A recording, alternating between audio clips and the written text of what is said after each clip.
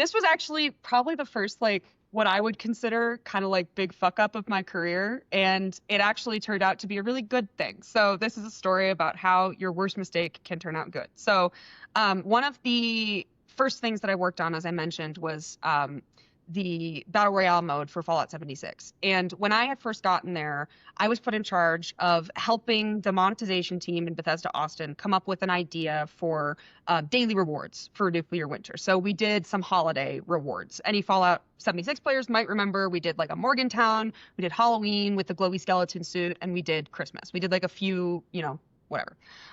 So the first one that came out, I was responsible for scripting everything and putting it together in the engine. And the way that it worked was you had a little drop down where you put like the number of XP that a certain item was supposed to cost, and then you put, the item that it was supposed to be or whatever. So we'd all agreed on the items. The items were correct. They all went out. I gave a testing plan to QA. QA sent a bug back to me that it wasn't working right. And I was like, yeah, that's fine. It's working right. I know it's working right. It's working how I intended. And so I kind of ignored the QA bug. And then the idea with this system was you came on the first day, you played for a certain amount of time, and then you got your reward. And then your XP zeroed out. And so you came back the next day, and then you had to like start at 0 and work your way up to 1,000. So you're trying to get people to play for longer each day. As I've mentioned many times, I'm not good at math. And so I had done my formula incorrectly. And it turned out that instead of 0 to 500 gets you this award, and then 0 to 1,000 gets you this award, and then 0 to 2,000 gets you this award, and 0 to 4,000. It was 0 to 500 gets you this award, and then 1,000 gets you this award, and then 1,500. So basically, it ended up being that instead of it taking like a week and like 9 hours of gameplay to get all the awards, it only took like 2 hours to get everything.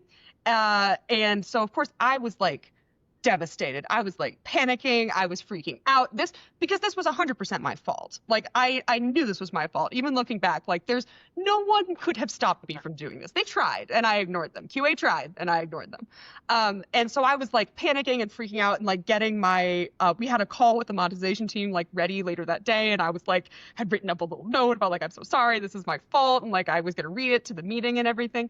And we get to the meeting and the monetization person goes like, we just had the best day in Nuclear Winter ever.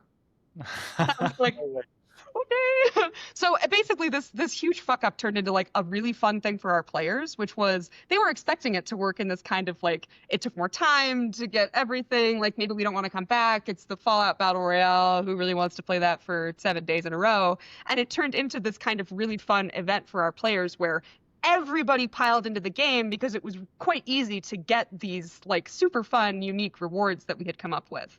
And again, that was the problem, not the person. Listen, that I was the problem, who no one blamed me, luckily enough. But it did teach me a lot about accountability and also about how sometimes the things that you think are devastating, like even before we found out that it had been a fantastic day in Nuclear Winter, I was walking around like someone was going to cut my head off. I was like devastated. I didn't have coffee that day. I was sitting at my desk. I was so sad. I was torn up. Oh. Meanwhile, my lead is like, whatever. Like, it's fine. Fix it next time. We'll fix it in the next patch. So yeah, don't be devastated if you make a mistake. It happens to everybody.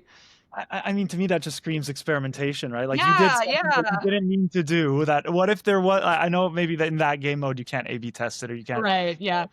But it just goes to show that even the assumption was if we do it this way, it's going to have kind of slow kind of build up of progression, which people will invest more time. The event will last longer. There'll be more consistent kind of revenue growth. And instead, because you took off all the rails by accident or just by serendipitously, you kind of came up with, like, it just created this. And we ended up actually using it as a model for the future seasonal events for Nuclear Winter, which I was pretty proud of, actually, the way those turned out. The team who worked on them was really, really fun. It was the first professional like team I worked with, and those people hold a very special place in my heart. Cool.